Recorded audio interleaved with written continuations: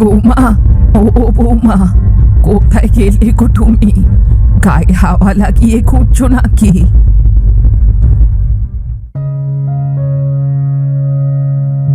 আপনি তো জানেনই মা, আমি ঠিক সময়ে আপনাকে খাবার দেব, তবু সকাল হলেই চেঁচামেচি কেন করেন? আমার বাড়িতে আমি চেঁচামেচি করব কি না করব, সেই কৈফিয়ত কি আমি তোমাকে দেব? না, আপনার বাড়ি আপনি সারাক্ষণ চেঁচাতেই পারেন, কিন্তু অযথা আমার ওপর তো করতে পারেন না। এত মুখে মুখে তর্ক করছো কেন?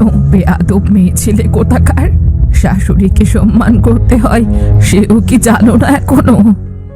মা, সকাল সকাল কথা না বাড়িয়ে খাবারটা খেয়ে নিন, খাবারটা ঠান্ডা হয়ে যাবে। এই তোমার খাবার সময় হলো? আমি ঘুম থেকে উঠেছি সেই কখন। না, আপনার ঘুম থেকে ওঠার সাথে সাথে যদি আপনাকে খাবার দিতে হয়, তাহলে তো আমাকে রাতে রান্না করতে হয়। কেন সকাল সকাল ঘুম থেকে উঠতে পারো না? আমি সকালেই ঘুম থেকে উঠি মা, কিন্তু সূর্য ওঠার আগেই তো আপনি উঠে পড়েন। তোমার জন্য তো আমি আমার অভ্যেস বদলাতে পারবো না বাবু।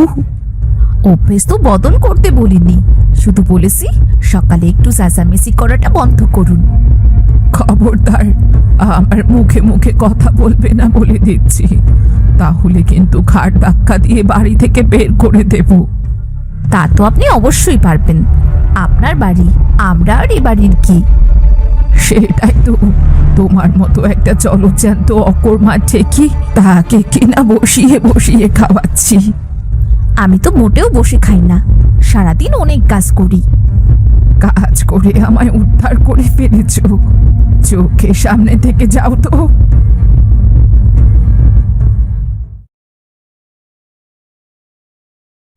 মা আবার আজকে সকাল সকাল চেঁচামেচি করছে কেন? মায়ের নাকি খাবার পেতে দেরি হয়ে গেছে, তাই একটু চেঁচামেচি করছে, ওসব কিছু না। প্রতিদিনই তো মা এরকম চেঁচামেচি করে, তুমি কিছু বলো না? আমি কি বলবো? আমি বললে তোমার মা কবেই বা কথা শুনে? হ্যাঁ, তুমি কিছু মনে করো না, এটা মায়ের পুরনো অভ্যাস। সকাল সকাল চেঁচামেচি না করলে তার পেটের ভাত হজম হয় না। তা তো আমি ভালোভাবেই জানি, সেজন্যই তো কিছু বলি না, তার নিজের মতো সে চেঁচামেচি করুক। তোমার মতো ধৈর্যশীল ও ভালো একটা মেয়ে আমি পেয়েছি। আমার কপালটা খুবই ভালো, বুঝলে? তার চেয়ে বড় আমি তোমার মতো স্বামী পেয়েছি, আমার কপাল ভালো। তুমি যদি তোমার মায়ের মতো হতে, তাহলে তো আমার কপালে দুর্ভোগ লেখা ছিল। তোমাকে মা এত কিছু বলে, তোমার খারাপ লাগে না? খারাপ লাগবে কেন? আমার তো ভালোই লাগে। ভালো লাগে মানে? এত বকাবকি শোনার পর কেউ সুখী থাকতে পারে?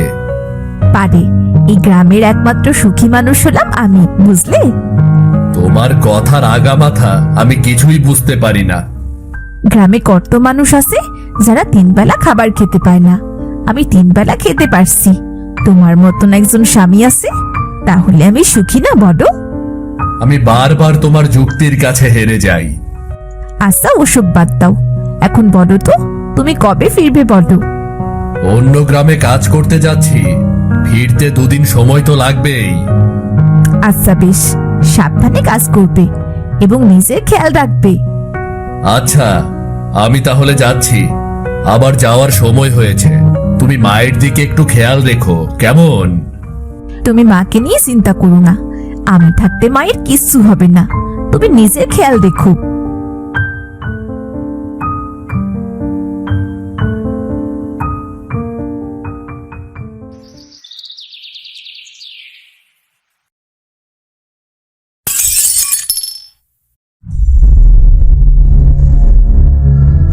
হায় রে হায়, মুখ পুরি, তুই আমার কি সর্বনাশ করলি রে! হঠাৎ করে হাত থেকে পড়ে গেল মা, আমি ইচ্ছে করে করিনি। তোর চলা গলা আমি জানি না ভেবেছিস? তুই ইচ্ছে করে করেছিস। আমি ইচ্ছে করে কেন করব? আমি তো নিজে এতক্ষণ রান্না করলাম। তোর উদ্দেশ্যই হলো আমার ছেলের টাকা পয়সা ধ্বংস করা। আপনি কি এমন দেখলেন যে এমন একটা কথা বললেন? আমি আপনার ছেলের সবসময় ভালো চাই। সেটা তো চোখেই দেখতে পাচ্ছি, কতগুলো মাংস নষ্ট করে ফেললো। এই টাকা কি তোর বাপ এসে দেবে? দেখুন মা, আমার বাবা মা বেঁচে নেই, তাই আমার বাবা মাকে এর মধ্যে টানবেন না। খুব গায়ে লেগে গেল তাই না? তুই আমার ছেলের অন্ন ধ্বংস করেছিস, তা আমার গায়ে লাগবে না বুঝি? মা, একটু মাংসই তো পড়ে গেছে, তা কি এমন হয়েছে? এই মাংসের টাকা উপার্জন করতে কত পরিশ্রম করতে হয় জানিস? আমি ভালোভাবেই জানি মা, কিন্তু এখন আমার হাত থেকে পড়ে গেছে, তো আমি কি করতে পারি? মাংসের বাটি ফেলে দিয়ে আবার বড় বড় কথা বলছিস, মাথা নত করছিস না? আচ্ছা মা, আমার ভুল হয়ে গেছে, আমাকে আপনি ক্ষমা করে দিন। তোকে তো আর ক্ষমা করা যাবে না, তুই এখন এই মুহূর্তে বাড়ি থেকে বেরিয়ে যাবি। কিন্তু মা, আমি কোথায় যাব? আপনি তো জানেন আপনারা ছাড়া আমার কেউ নেই। না থাকলে পানিতে ডুবে মর, সেসব আমার দেখার বিষয় নয়। আমি যদি চলে যাই তাহলে আপনি খুশি হবেন তো? খুশি হব মানে জোর বাঁচা বাঁচবো। ঠিক আছে, তাহলে তাই হবে, আমি আর এ বাড়িতে থাকবো না। তোকে আমি আমার বাড়িতে রাখছিও না। আপনি খুশি থাকলেই আমি খুশি। ভালো থাকবেন আপনি।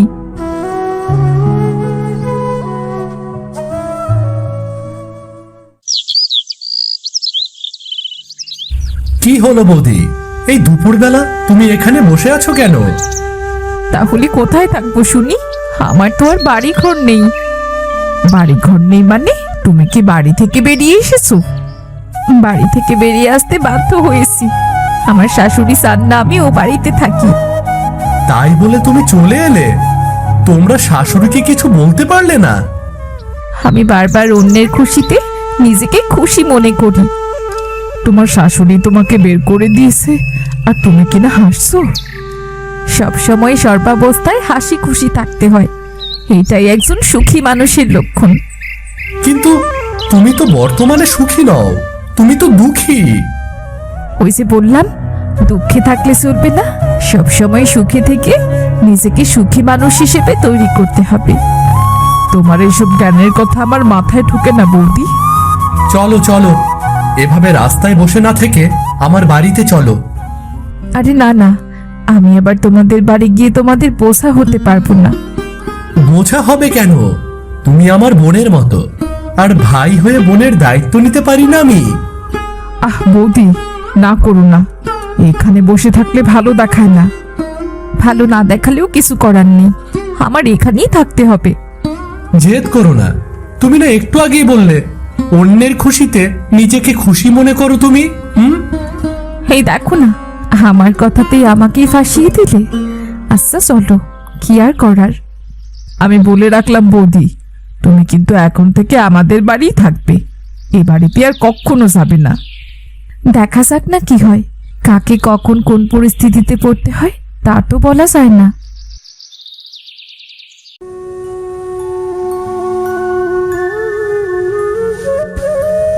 মা, ও মা, মিথিলা, তোমরা কোথায় গেলে? এদিকে একবার এসো, এসো এদিকে একবার। কি তোর এই অবস্থা হলো কিভাবে? তুই এভাবে উঠোনে পড়ে আছিস কেন বাপ? মাগো, গাছ পড়ে আমার কোমর ভেঙে গেছে মা। কি বলছিস কি এসব? তোর আর কিছু হয়নি তো? না মা, শুধু কোমরটাই ভেঙে গেছে। লোকজন ধরে আমাকে বাড়িতে দিয়ে গেল। মিথিলা কোথায়? ওর কথা পরে হবে, আগে তুই বল তোর কথা। তোকে তো ঘরে নিতে হবে। তুমি একা তো আমাকে ঘরে নিতে পারবে না, তুমি মিথিলাকে ডাকো। মিথিলাকে ডাকবো কিভাবে? ও তো বাড়িতে নেই। বাড়িতে নেই মানে? তোমাকে একা রেখে ও কোথায় গেল? কি জানি কোথায় গেছে, সারাদিন সব কাজ আমাকেই করতে হয়, তোর বউ একটাও কাজ করে না। তুমি ওকে যেভাবেই হোক ডেকে আনো মা, আমার যে আর যন্ত্রণা সহ্য হচ্ছে না মা। ওসব কথা বাদ দে, তুই তুই আমার কথা শুন। হায় আয়, আমার সাথে ঘরে। ওর কি বেশি যন্ত্রণা হচ্ছে? বিরাজকে ডাকবো নাকি? হ্যাঁ গো মা, কবিরাজকে ডাকো, আমার আর যন্ত্রণা সহ্য হচ্ছে না। মনে হচ্ছে আর কোনোদিন আমি হাঁটতে পারবো না। এইভাবে বলছিস কেন? তোর যদি কিছু হয়ে যায় তাহলে তাহলে আমার কি হবে? চিন্তা করো না, চিন্তা করো না মা। মিথিলা আছে, ও সব সময় খেয়াল রাখবে। তুই যদি কাজ বাজ না করতে পারিস তাহলে আমাদের সংসার চলবে কি করে? মা, আমি অসুস্থ। এ অবস্থায় তুমি আমার কাজ বাজ নিয়ে চিন্তা করছো? না রে, আমি সেইভাবে বলিনি, আমি এমনি বলেছি। দাঁড়া, আমি কবিরাজকে খবর দেই।